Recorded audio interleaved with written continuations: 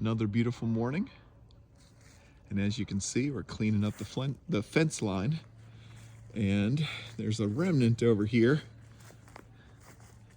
There we go.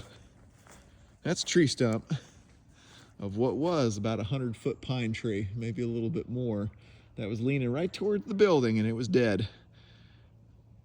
And you can also see through here, we hired a tree service to come in, clean up all the trees through here. Open this area up on top of the tree, or the leaves coming off the trees. But she looks good this morning. Is Cassidy's Tree Service over in Buckhannon. Reasonable prices, quick work, wonderful cleanup. It's a beautiful Sunday.